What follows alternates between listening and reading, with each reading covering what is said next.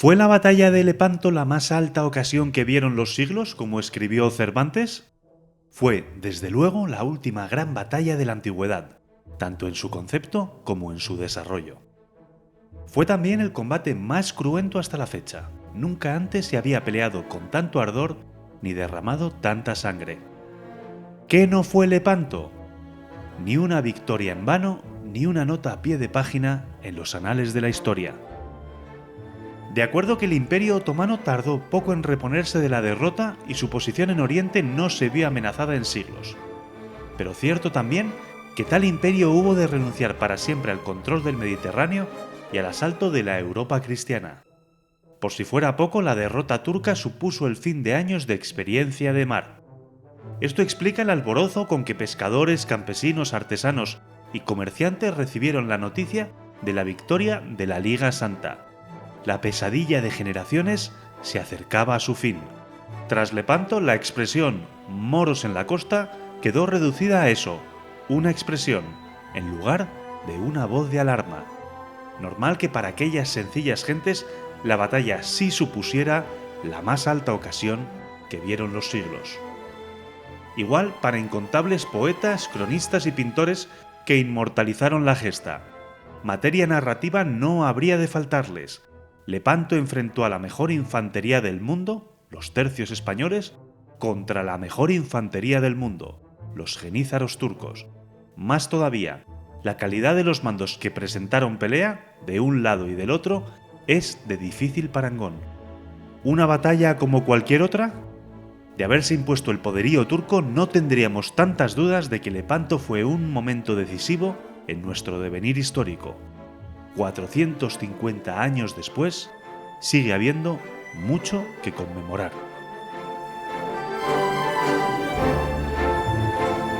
¿Lepanto fue la más alta ocasión que vieron los siglos o Cervantes exageraba? No, según la vista del siglo XVI, no era una exageración. Y si lo vemos ahora con retrospectiva, la más alta, no lo sé, pero importancia grande tuvo. Lo que no fue una victoria vana o una falsa victoria. No, no lo fue. No lo fue. Desde el punto de vista psicológico cambia completamente la historia del mundo cristiano, del lado nuestro. Y desde el punto de vista práctico, aunque los turcos, bueno, luego probablemente preguntarás sobre eso, fueron capaces muy rápidamente de reconstruir su flota, lo que no fueron capaces es de reemplazar a las pérdidas humanas que habían tenido, es decir, la calidad de los pilotos, navegantes, combatientes que perdieron en Lepanto y 6 años antes en Malta, fueron irreemplazables. De hecho, para el Imperio Otomano su capacidad naval quedó gravemente dañada. ¿Quiénes fueron los que más celebraron la victoria? Todos. Es tan sorprendente que el bando cristiano fue una especie de increíble borrachera colectiva donde realmente la cristiandad entera, que sería el término que hoy podríamos llamar Europa Occidental, pues la cristiandad, incluso las naciones protestantes, lo celebraron como una victoria que sabían de la importancia que tenía. Si naciones luego enemigas nuestras, como por ejemplo la Inglaterra protestante, celebró de una manera intensa la victoria cristiana de Lepanto. La única excepción fue Francia, que estaba con los malos, pero aún así, a nivel popular, el impacto de Lepanto fue enorme, en toda Europa Occidental.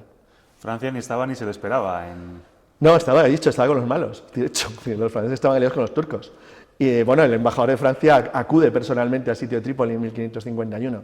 No, el papel de Francia fue lamentable, pero por eso ha intentado borrarlo así de alguna manera, nunca han podido, pero salvo la excepción francesa, que es una excepción importante porque era el país más poblado de Europa, la verdad es que incluso eso a nivel popular, o no a nivel popular, a nivel de la gente, de todos los estratos sociales, y por qué hablar la Iglesia, la victoria de Lepanto se consideró algo muy, muy importante en su época. Francia intenta borrarlo. ¿De alguna manera esta tendencia que hay a minimizar la importancia de Lepanto puede traer su origen de Francia y de Turquía? Turquía no tanto, porque ellos se apoyan y se sostienen en que da igual, que le reconstruyeron muy rápidamente la flota. O sea, más o menos es algo parecido a lo que hicieron los españoles, decimos los españoles, cuando nos preguntan sobre lo invencible. ¡Oh, hicimos muy rápidamente la flota otra vez! Ya, sí, pero sin Oquendo, sin Leonel Valdés, sin Recalde. Es decir, no es exactamente igual la flota que se construye después. Y en el caso turco, a ellos les coincide con el periodo más notable de su expansión en tierra. De hecho, la expansión turca no se paró. Para los turcos, además, en su historia, que nos la ven de una manera diferente, el enemigo principal donde estaba el grueso de su ejército no era frente a las naciones cristianas, estaba en la frontera de Persia, que era su amenaza real, terrestre. En el frente del Danubio, el número de combatientes que había era bastante inferior a los que están en Lepanto, de hecho. Es decir, para cubrir, fíjate, desde prácticamente la costa del Adriático hasta el Mar Negro. Y realmente en ese sentido, el impacto de las pérdidas de Lepanto sumadas a las de Malta de unos años antes fueron monumentales. Lo que nadie puede discutir es que a efectos numéricos, de bajas, de muertos y de combatientes, Lepanto es una de las 3 batallas más grandes navales de la historia de la humanidad. Hay cálculos modernos que calculan precisamente los litros aproximados de sangre que pudieron verterse en la batalla. Más de 80.000 al agua. Es decir, bueno, la gente deja sangrar cuando la mata, hay toda una teoría sobre esto. No fue lo mismo que en Cangas, donde en Cangas el cálculo sí está hecho, pero en el caso de Lepanto se sabe por las declaraciones de los cronistas, o sea, que el mar era rojo, literalmente, porque es un combate en un espacio muy cerrado, sobre todo en la zona central, donde no se podía escapar. De hecho, el número de bajas en las batallas terrestres campales del siglo XVI no era demasiado elevado. No llegaba al nivel de la antigüedad o la Edad Media, que era muy bajo, pero pon que estuviera en torno al 5, 6, 7%. En cambio, en Lepanto el nivel de bajas es altísimo, porque no hay a dónde huir en un combate naval. Entonces es una batalla terrestre librada sobre plataformas móviles que están flotando, donde además la distancia a la que te disparas o a la que te combates es muy cercana. Entonces realmente fue una verdadera salvajada. Los turcos y los musulmanes, la flota musulmana, se calcula que pierde unos 30.000 personas.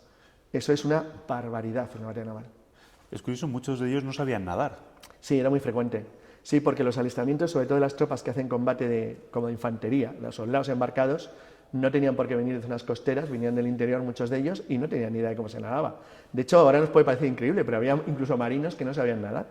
Entonces, bueno, lo cierto es que, bueno, en general los marinos se acababan aprendiendo, pues no duraban poco como marinos, claro. Pero es verdad, había muchos que no sabían nadar y en muchos casos hubiera dado igual, porque el peso, aunque en los combates navales se aligeraba un poco el material que se llevaba pesado de defensa, el peso de las cotas de malla de las armaduras te hubiera llevado al fondo igual, o sea, no te hubiera dado tiempo a quitártelas. La verdad es que fue una cosa tremenda. O sea, realmente las declaraciones, y eso hay muchísimas de gente que estuvo allí, Lepanto tuvo una salvajada de un nivel inconcebible. Para que alguien se haga una idea de que esté oyendo esto, en Lepanto el número de bajas, de muertos, equivale en la primera media hora, aproximadamente a todos los muertos de los dos bandos de la batalla de Trafalgar. Y puede que diga que en el primer cuarto de hora. Son muchos los episodios de heroísmo, pero a mí me gustaría que nos detuviéramos en uno, el que protagoniza, iba a decir en solitario, pero casi en solitario, Alejandro Farnesio, con Alonso Dávalos. Es que Alejandro Farnesio, que tenía 20 años, era un crío, y que estaba destinado a convertirse en uno de los soldados míticos de la historia de España, pues Alejandro Farnesio, luego como comandante en jefe de los tercios en Flandes, se convierte en una persona histórica para España. Alejandro Farnesio tiene dos acciones famosas, y las dos siendo relativamente joven, pero esta en concreto es que, a ver, esto hay que intentar explicarlo. Una de las ventajas que tienen los cristianos en la batalla es lo que yo llamaría el nivel de los voluntarios, es decir, lo que son las fuerzas organizadas, entre comillas, no es una palabra muy adecuada, pero digamos regulares, estaban bastante equilibrados, aunque para mí los tercios españoles que combaten embarcados son superiores por la capacidad suya de combinar armas a los genízaros turcos, que sin embargo era un enemigo peligrosísimo y que tenía un entrenamiento probablemente individualmente mejor que el de cualquier soldado del bando cristiano. En lo que es el nivel de los voluntarios, que son en el ejército de Juan de Austria, es decir, la coalición de la Santa Alianza, son básicamente caballeros que se alistan voluntarios y se ofrecen para servir. Por su entrenamiento desde niños y por la calidad del armamento que portaban o llevaban, estaban muy por encima de sus enemigos. En el caso de Alejandro Farnesio, que llevaba como cualquier noble europeo una armadura hecha a medida, cuando él asalta la grada contraria, él lo hace, bueno, se habían liberado de las glebas, los quijotes y los escarpines, y lo que era la parte de lo que eran las piernas, para poder moverse mejor, pero era tal la capacidad de resistencia y de agilidad que te da una armadura del siglo XVI, que claro, cuando ellos asaltan la grada y se quedan solos literalmente, o sea, es un asalto involuntario porque no pretenden eso. Se calcula que Alejandro Farnesio recibe más de 20 golpes directos. Cuando digo directos, recibe golpes de punta, de hacha, de maza, de espada, de flecha. Le dio igual, ni se enteraba. Entonces, realmente hay un caso de un capitán español al que le matan de un disparo de falconete. Un falconete era un cañón giratorio pequeñito que le disparan a bocajarro. Por supuesto, le parten la columna y le matan del disparo directamente, pero la armadura no consiguieron traspasarla. Es decir, en ese sentido, los caballeros de Malta se lo conocían muy bien porque lo hacían ex profeso. Es decir, un caballero cristiano del siglo XVI con su equipo de primera calidad era un combatiente muy peligroso. Y más en un entorno como una galera, donde, como he dicho antes, no puedes escapar, no puedes utilizar la ventaja que te daría el poder salir corriendo, porque no tienes a dónde correr. Entonces, realmente, la anécdota, bueno, a él le convierte en alguien famosísimo, lo era por familia, y después se convierte en uno de los generales míticos de la historia española. No tan famoso como Don Juan de Austria. No. Qué pérdida la de Don Juan de Austria que muriese tan joven. Yo creo que tiene que ser obligatorio ver su tumba en el Escorial. Primero porque es preciosa, porque es una verdadera maravilla. Nosotros citamos un detalle en el libro, y es que porque una vez nos preguntaron, ¿por qué no lleva los guanteletes puestos Juan de Austria en el Escorial? Porque no murió en combate. Entonces son símbolos del siglo XVI, que ahora no entenderíamos bien, pero ellos los entendían. Juan de Austria era una persona realmente brillante y aquí me baso en declaraciones que hicieron de él, por ejemplo, el embajador de Inglaterra, que cuando le conoce en persona habla increíblemente bien de él. Y dice que había conocido un caballero como él, ¿no? Exacto, un gran conductor de hombres del futuro, si la historia le hubiera permitido serlo. Tenía lo que hoy llamaríamos, debía tener una gran habilidad de, lo que hoy llamamos tacto, y es un tipo muy hábil en la negociación, aparte de cierto encanto personal, que eso está claro que lo tenía por razones que conocemos al margen de la política. Y para la edad que tenía, a pesar de ser hermanastro de un rey, el que consiguiera mantener el pegamento de la Santa Alianza unido durante un tiempo que fuera mínimo, parece que tenía que ser un tipo muy interesante. Porque mantener a la Liga Santa Unida no fue fácil, estuvo a punto de romperse. Estuvo a punto hasta prácticamente el mismo comienzo de la batalla. Hay que tener en cuenta, bueno, hay historiadores como Hanson, por ejemplo, algunos de los historiadores modernos, que sostienen que eso es una de las características que le ha hecho triunfar a Occidente. Yo en líneas generales creo que es cierto. Es decir, lo que él significa o intenta explicar es que la flota cristiana se discute hasta prácticamente el día antes de la batalla, se está discutiendo el plan. En el lado otomano, en el lado musulmán no hay ninguna discusión. Ali Baja, como representante del sultán, impone las instrucciones y punto final al tema. No hay ningún debate. Es decir, todos obedecen y se acabó. En cambio, en el lado cristiano las discusiones son intensísimas porque no estaban de acuerdo. Aparte de que genoveses y venecianos se odiaban a muerte. O sea, casi como los turcos. O sea, tenían un odio entre ellos terrible. Y no se caían bien. Entre lo que hoy llamaríamos italianos, había algo más que enemistades. De hecho, acabaron bastante mal. Y hay varios momentos en los cuales la alianza está a punto de saltar por los aires. ¿Por qué? Porque se odiaban, o sea, porque no se caían bien. Otra cosa es que todo el mundo era consciente en aquel entonces del peligro que los turcos representaban y que si no se les detenía, el que estaba recibiendo el golpe, que era principalmente Venecia, porque principalmente esta Liga San, que hubo varias, se une principalmente una vez que se produce la invasión de Chipre por los turcos. Los turcos después, esto es importante, después del fracaso en Malta, que es su primera gran derrota en generaciones, deciden eliminar lo que ellos llamaban la cadena costera de fortalezas venecianas o cristianas que todavía les rodeaban. Es decir, los venecianos desde las cruzadas mantenían una línea de islas que cubría toda parte del Dodecaneso, menos Rodas, que lo habían tomado los turcos unos años antes porque era parte de la Orden de San Juan, pero tenían Creta, tenían Chipre, con lo cual tenían las islas principales del Mediterráneo que geobloquea a Turquía y lo empuja contra la costa. Entonces, eso le daba a los venecianos una cierta ventaja comercial, que era una de las cosas que se jugaba en la batalla, que los venecianos tenían prácticamente el monopolio del comercio con Oriente, que les había hecho polvo Portugal al flanquearles por África, pero seguían siendo una potencia básicamente comercial. Entonces Turquía, cuando toma la decisión de atacar Chipre, porque Creta no la ataca hasta el siglo siguiente, cuando decide atacar Chipre lo que busca es romper a los venecianos donde les hace daño en el comercio con Oriente.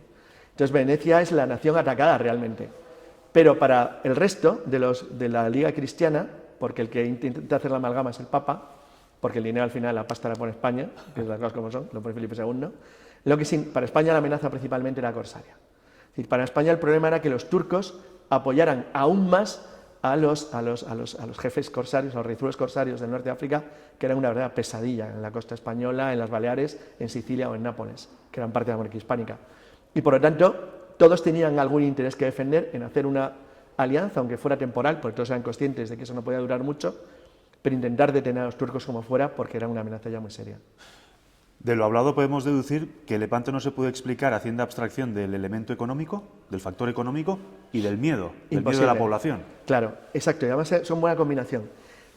Tanto para los turcos, y digo los turcos, no he dicho los musulmanes, porque es una coalición, en cierto modo también. Es decir, no era lo mismo el poder que tenía el sultán sobre en la flota de Anatolia, por ejemplo, que eran turcos directamente, o griegos que servían para ellos, o sobre los sirios y libaneses, donde el control del sultán o egipcios era total, que, no sé, que la Regencia de Argel o que los reyezuelos corsarios del norte de África, donde los turcos ponían dinero y les ayudaban, pero donde el poder llegaban con menos intensidad.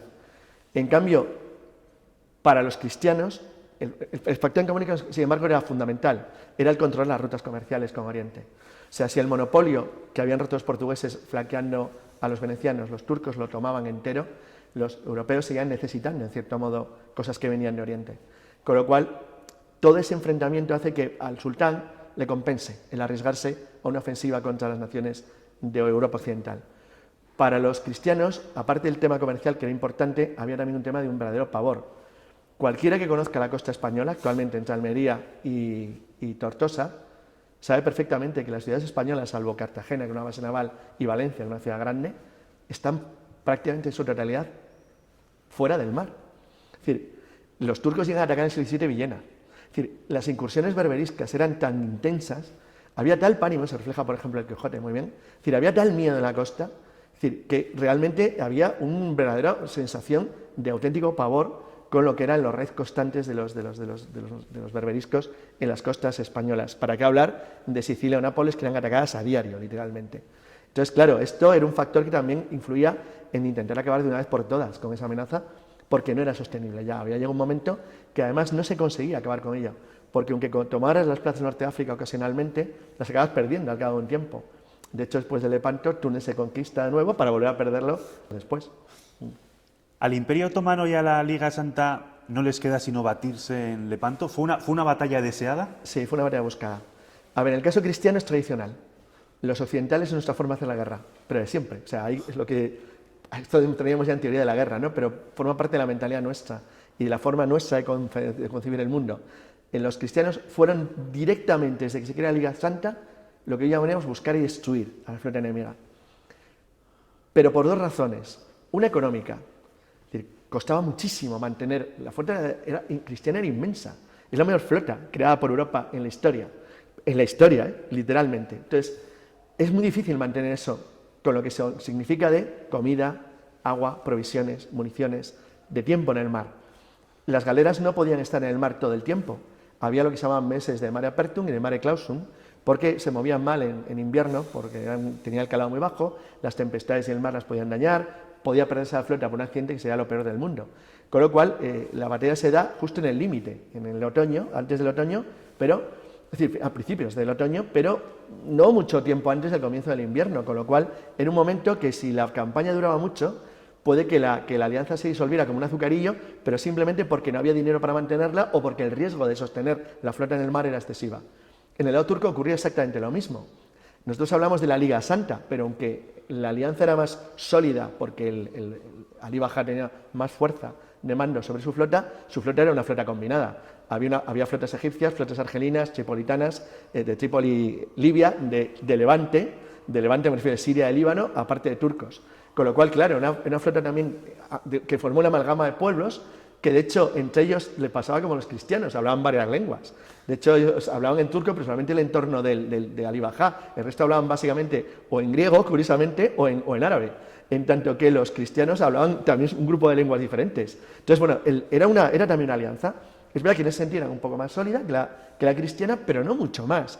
Entonces, para los turcos ocurría lo mismo. El mantener la flota unida significaba, y esto es importante, el dejar desguarnecidos, el vaciar literalmente las flotas que iban desde lo que es la frontera de Marruecos y Argelia hasta prácticamente Alejandría. Entonces, eso se podía mantener un tiempo en el mar, pero tampoco excesivo. Con lo cual, las dos flotas se buscan como buscando un combate decisivo. Y lo increíble es que encima eran muy similares en tamaño y fuerza. Eran prácticamente idénticas. O sea, el equilibrio es total en Lepanto. No hay, es decir, hay un poco más de naves turcas, bueno, otomanas o musulmanas, pero porque tienen más naves ligeras, más fustas y galeras ligeras, y tienen un número ligeramente mayor de combatientes, que compensa a los cristianos con una superior artillería, hay más cañones en la flota cristiana, y con quizás una mejor profesionalidad en sus combatientes. O sea, hay más soldados profesionales o experimentados en el lado cristiano que en el turco. Pero están increíblemente parejas las dos flotas, con lo cual eso también es una reta en la historia, que dos flotas tan equilibradas se enfrenten y se encuentren además, y por eso hay tan pocos casos como Lepanto. Se enfrentan dos flotas y se enfrentan también dos infanterías, las dos mejores infanterías del mundo, los tercios españoles y los genízaros turcos. Sí, bueno, ahí digamos que ninguno combatía en su modo adecuado, ni los genízaros ni los tercios.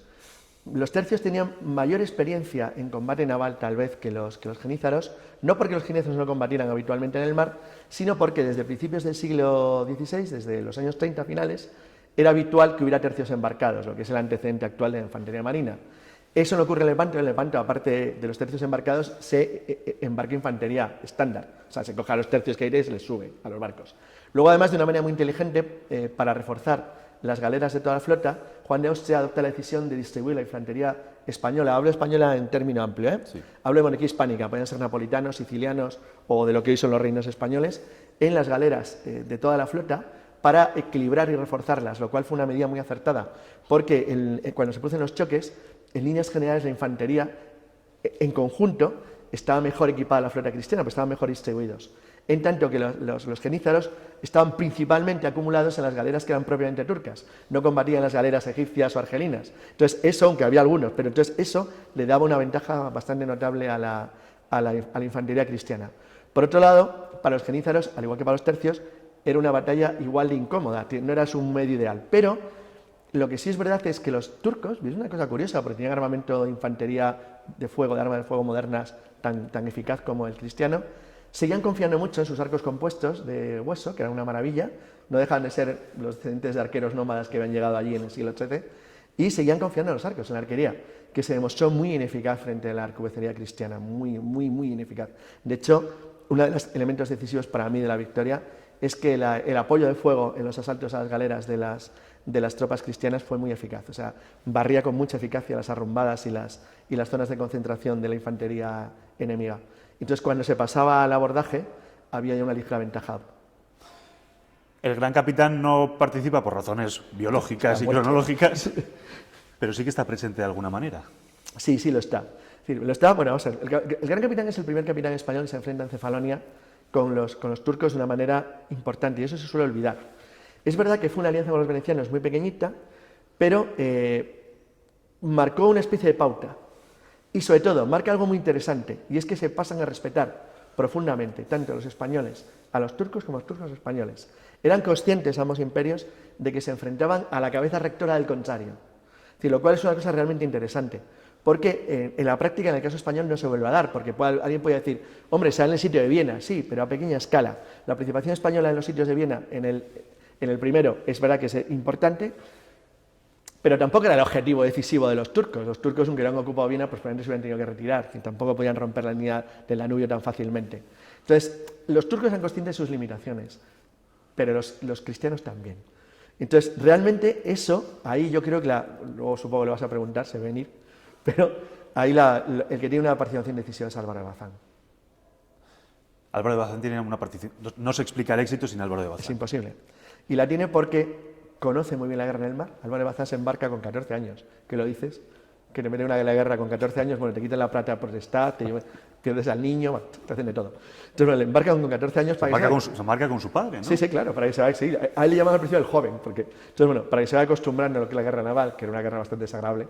Entonces, bueno, pues Álvaro de Bazán, la decisión que es común, porque se adapta en el Consejo de Guerra, que se hace en la Real, en la nave de Juan de Austria, que es la nave capitana, la decisión es que las galeras de Álvaro de Bazán, que son todas españolas, las 35, se queden en retaguardia.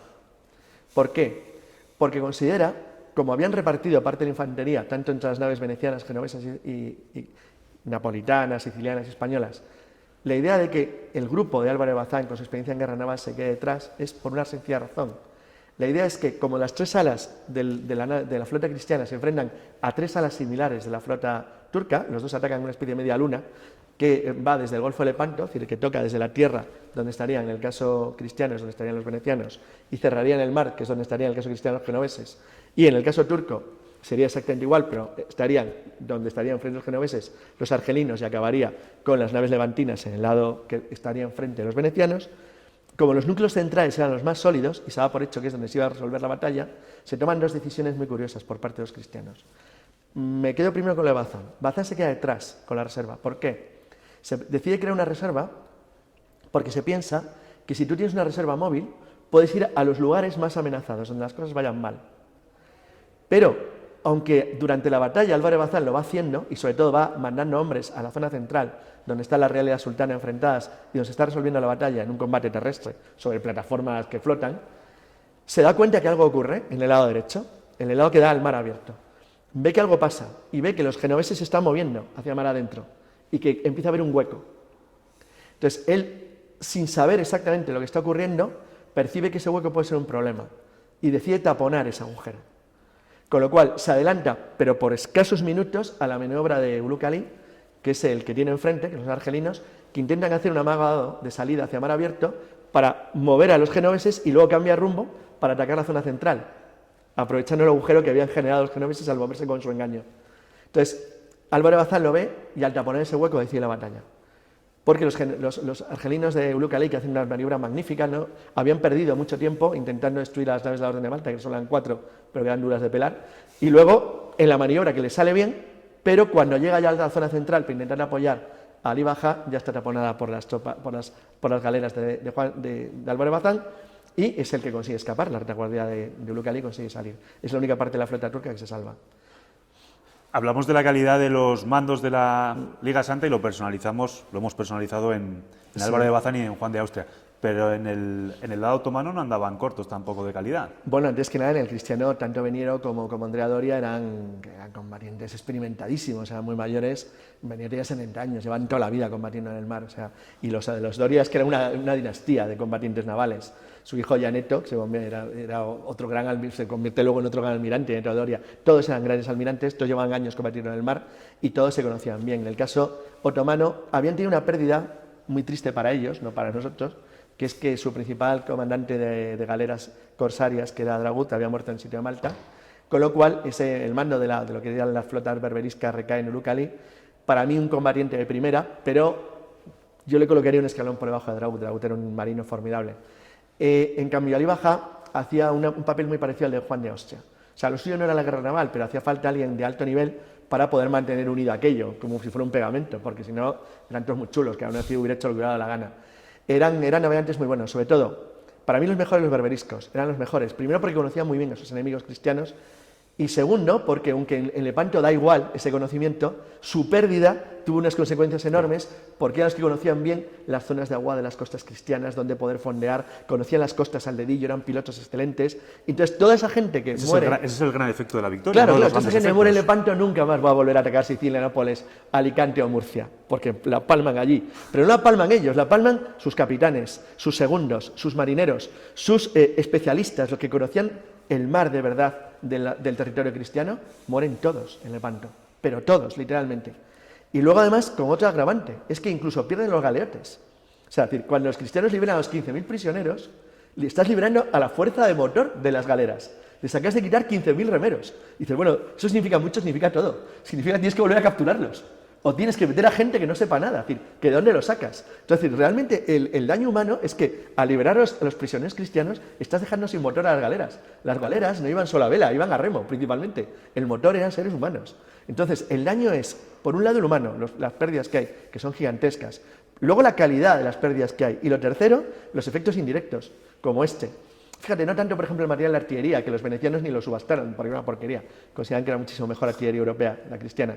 Pero incluso el daño de las naves, las que reconstruyen los turcos, que las reconstruyen muy rápido, en parte las hacen con madera verde, que no era la misma calidad, que no flotaba igual, que no tenía las mismas características náuticas. Sus diseñadores, que en gran parte eran los propios capitanes, ¿saben cómo?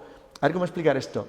Los capitanes de una galera del siglo XVI eran lo mismo que hoy mismo pudiera ser un piloto de Fórmula 1 o del Mundial de Motociclismo. Sus propios pilotos eran los que retocan las motos y orientan a los mecánicos. Pues igual, ellos decidían, no había un sistema de planos como ahora, decían cómo tenía que ser la galera, trabajaban con los carpinteros de Ribera, les orientaban en las mejores especificaciones técnicas lo que buscaban. Todo eso muere en Lepanto y nunca se cita. No hay ninguno de esos, todo eso se va.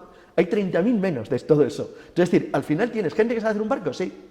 Pero ¿quién le decide cómo se hace? ¿Cómo haces la mura? ¿Cómo tienes que colocar el espolón? ¿Cómo fijar mejor las jarcias? Toda esa gente muere entera en Lepanto. Entonces tú puedes hacer todos los barcos del mundo, pero no es lo mismo. No flotan igual, no navegan igual y no los tripulan igual. Y de hecho, por eso, aunque todo el mundo lo olvide, Lepanto es una batalla decisiva. Era tan decisiva que todo esto demuestra que don Juan de Austria no estaba ahí colocado por favoritismo. Se jugaba mucho el imperio. Bueno, sí, no, le colocan por favoritismo, era hermano del rey.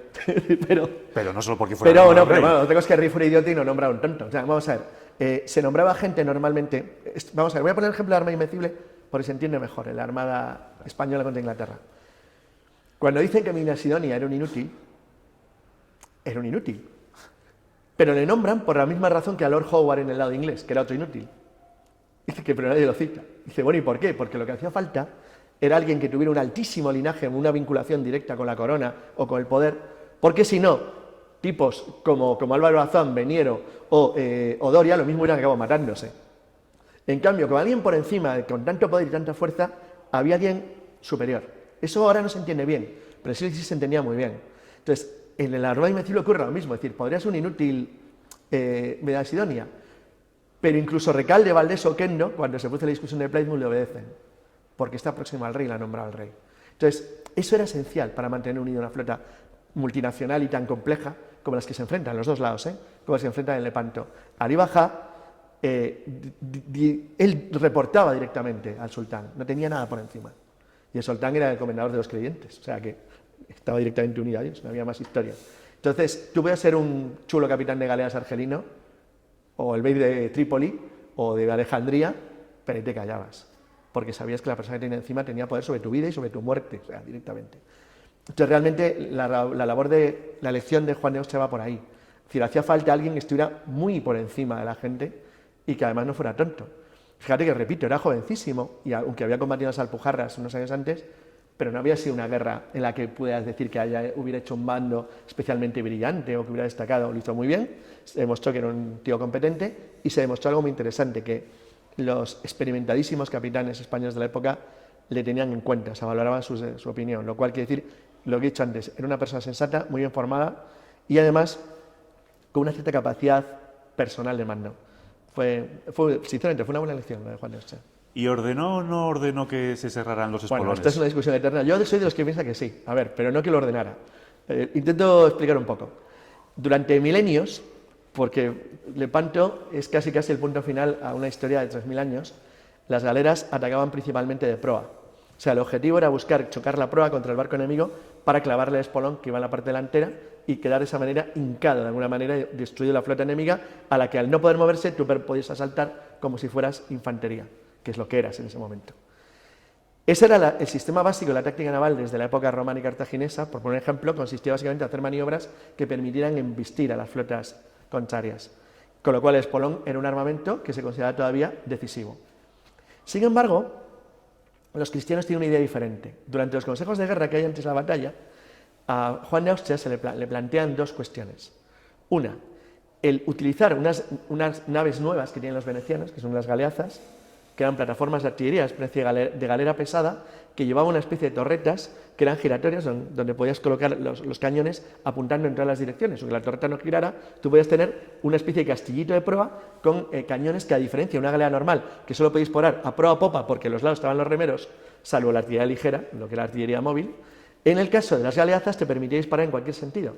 Y se le decide mover las 6 galeazas venecianas, que había que arrastrarlas, colocarlas delante de la flota cristiana para intentar con sus cañonazos parar el ímpetu de la carga turca. Eso sale bien, pero no es decisivo, como dicen los venecianos. Es un elemento importante, pero en absoluto decide la batalla. Lo que pasa es que hace daño. Hace daño sobre todo psicológico, porque tuvieron suerte y la primera andanada hundieron una galera turca. Entonces no se había visto nunca. Decir, joder, nos acaban de desintegrar una galera. Eso, la moral lo lleva mal. A ver, el que te disparen cañones de la época, eso lo dices muy bien así, o si estás leyendo un cómic o viendo una película de Hollywood. Pero cuando ves que la gente que tienes a tu alrededor ha perdido su cabeza y sus piernas, estás apegando en sangre, o te han aniquilado literalmente una bancada de remeros de un cañón que te ha cogido en enfilada de lado a lado, y tú ves ese espectáculo, lo pasas bastante mal, sinceramente. Entonces, eso afecta no a la moral, afecta a todo, te da un miedo que te mueres. Entonces, en ese sentido, las galaxias hacen un buen papel. Pero los espolones se plantea por la misma razón y por una más. Consideran que si la batalla se va a librar en un combate cerrado, que no va a haber tantas posibilidades de maniobrar como en mar abierto y enganchar a la nave enemiga en un choque frontal, sino que probablemente vas a romper la galera chocando contra ella como sea y te vas a enzarzar en un combate encubierta.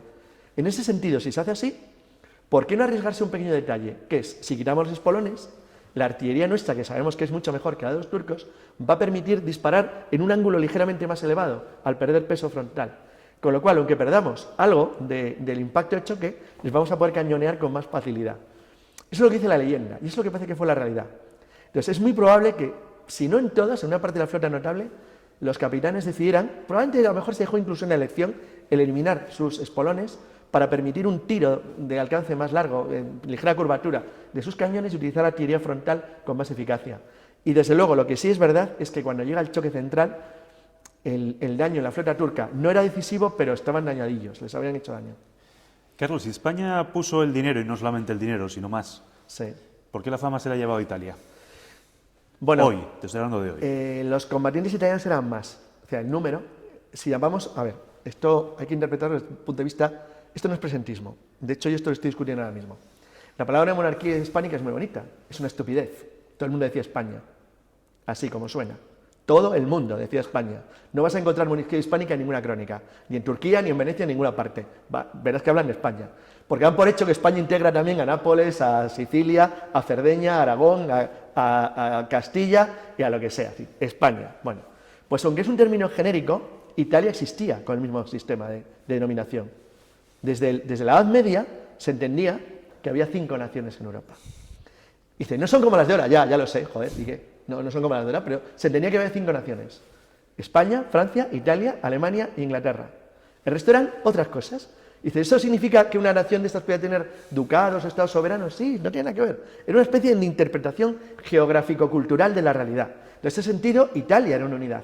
Todo el mundo en Europa sabía lo que era un italiano. Lo entendía a la perfección. Otra que lo fuera genovés, saboyano, napolitano y tuviera, estuviera sus príncipes o sus gobernantes fueran unos u otros. Pero todos sabían que eran italianos y lo aceptaban como tal, a pesar de que los dialectos que hablaban eran muy diferentes, no estaban unificados como el italiano actual. Pero en las batallas, una batalla monumental como Lepanto ha tenido un papel fundamental la leyenda posterior. Y en el caso italiano, Lepanto es un elemento fundamental en la forma que lo interpretan después del Risorgimento, es decir, de la unificación italiana del siglo XIX. Aunque la unificación italiana es promovida principalmente por el reino de Piamonte-Cerdeña, que es el impulsor, y los perdedores, entre comillas, son los antiguos reinos de la monarquía hispánica, específicamente Sicilia y Nápoles, toda la historiografía italiana se centra en dar una visión del norte de Italia, en la historia italiana. Pero en el caso de Lepanto, la visión que se da es la italiana, la veneciana. ¿Por qué la veneciana? Dice, bueno, ¿había más italianos? Sí. De hecho, la mayor parte de los italianos, en el sentido que he contado, eran napolitanos, sardos, sicilianos, genoveses, piamonteses o saboyanos, o de los estados del Papa, que es todo el centro de Italia, o toscanos. Sin embargo, la visión italiana es la versión de Venecia, porque era la versión más desligada de la monarquía hispánica. O sea, la que es una versión propia suya. Y para ellos era muy importante intentar demostrar que Venecia había decidido la batalla de Lepanto. De hecho, lo que han logrado los italianos de una manera muy brillante, hasta tiempos muy recientes, ahora vuelve a estar en cuestión, porque esto es cíclico, es que la leyenda, por ejemplo, de las galeazas venecianas colocadas frenando la carga turca con su artillería, o el papel decisivo de la flota veneciana acorralando a las flotas enemigas contra la costa, es lo que decía la batalla contra, no es así. Pero han tenido un éxito enorme porque tuvieron un éxito enorme dentro de la historiografía anglosajona, que es la que decide el contexto mundial. Con lo cual, es muy habitual que incluso grandes historiadores, como por ejemplo americanos, pues algunos como Hugh Viceno son de origen italiano. Entonces, con lo cual, claro, han ido tienen una tendencia a orientar hacia la visión veneciana de la batalla, lo que luego ha sido el común del reconocimiento de la batalla de Lepanto en la historia mundial, con la excepción de España, que tiene su propia visión, que es ligeramente diferente. Porque, incluso como es en la de los libros de texto, napolitanos y sicilianos actuales han adoptado la versión veneciana de la batalla en contra de su propia historia, lo cual no deja de ser para mí una cosa realmente curiosa y sorprendente. Pero yo os diría que esto está cambiando ligeramente y nosotros modestamente intentamos, pequeñito, cambiar un poco la visión esta para actualizarla un poco. Luego hay visiones totalmente frikis, como la que citamos en el libro de los eslavos actual, que es una cosa totalmente delirante, con lo cual ahora los italianos están sufriendo su propia medicina. Y es que ahora, por ejemplo, los croatas les eliminan todas las naves dálmatas, que eran venecianas, Y encima no solamente les eliminan las naves dálmatas, que las consideran croatas, sino que encima les cambian los nombres a las naves y los capitanes para esclavizarlos. Con lo cual es absolutamente incomprensible. En una lista actual de batalla no entiendes ya a quién se refiere, porque la han cambiado completamente. Y lo quieren documentar todo con un himno que resulta que es del siglo XX, Sí, ¿no? sí, todo falso, además, pero es todo mentira. Aparte de todo, los croatas de la época, que estaban vinculados a Reino de Hungría, desde la Edad Media, hablaban básicamente, los que eran marinos, que estaban en la costa, hablaban básicamente en dálmata, que es un idioma que se perdió, muy parecido al italiano, o en veneciano, es decir, o en italiano estándar, un italiano más o menos que se utilizaba como comunicación estándar, pero no hablaban en serbo-croata. Si hablaban en croata, lo hablaban ellos, pero era muy raro, es decir, y si lo hablaban, no lo hablaban como lengua general común o como lengua franca. Pero el Estado croata actual interesaba mantenerlo. Bueno, hay cosas incluso a pequeña escala, porque la República Ragusa, Dubrovnik, pues que era un país importante, eso sí la han aislado realmente, pero todos ellos han ido, incluso hasta Montenegro, todos han ido colocando pequeños detallitos de su historia para intentar vincularse a algo que ellos saben que es importante y en lo cual les apetece tener que jugar un papel importante. Obviamente, nadie en la cristiandad de la época pensaba en Dalmacia o en Croacia, pensaba todo el mundo en Venecia, punto, que era lo que era. Está claro que en el relato de la batalla de Lepanto opera la leyenda negra, pero también la leyenda rosa. Sí, mucho. Pero no es donde más. No, la leyenda rosa en Lepanto es bastante moderada. En general tienen razón los leyendas rosistas en Lepanto. Los de la leyenda negra atacan un poco a Lepanto, porque hay poco que decir. O sea, no, Lepanto es una especie de excepción. Dentro de lo que es el ataque, que lo siento, pero existe, contra España a lo largo de los últimos siglos, contra España y lo español, sobre todo contra nuestra herencia, Lepanto está bastante respetado. Yo creo que hay dos razones. La primera, nuestros enemigos habituales, entre comillas, no intervinieron. Ahí no hay franceses, ni holandeses, ni ingleses. Punto uno. Entonces no están, con lo cual, como no están, les importa menos.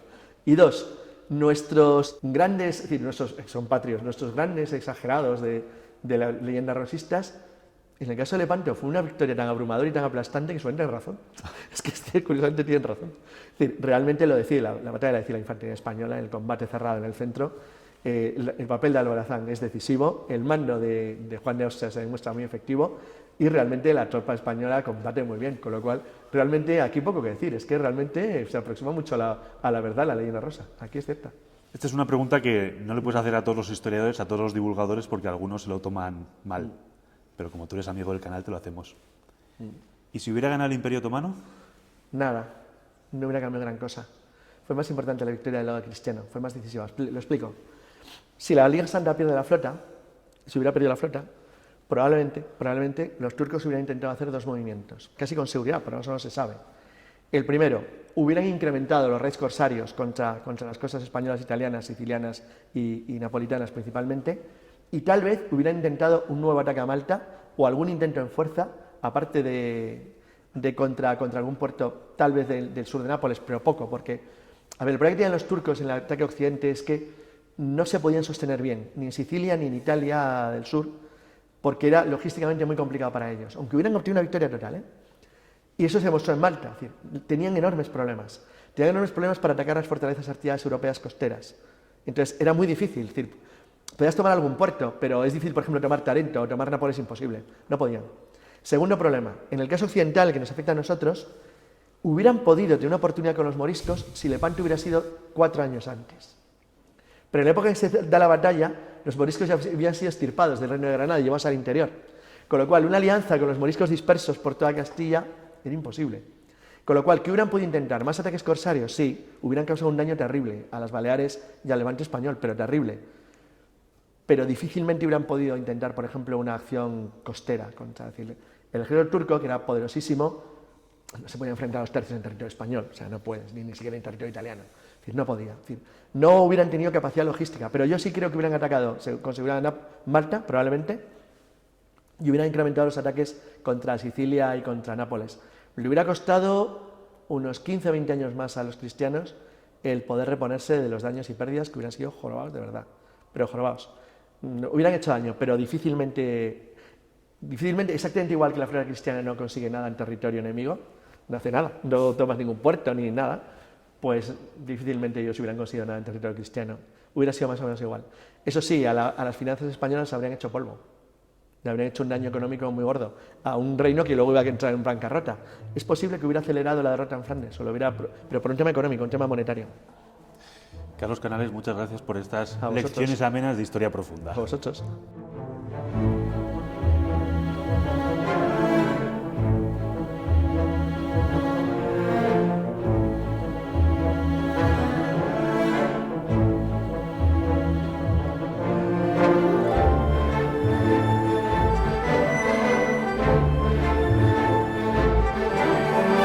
Tenemos buenas noticias para todos los amantes de Academia Play.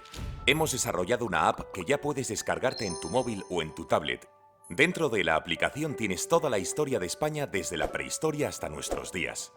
La aplicación cuenta con 47 unidades didácticas, cada una de ellas con un vídeo, un podcast y un texto. Es decir, 47 vídeos, 47 podcasts y 47 textos.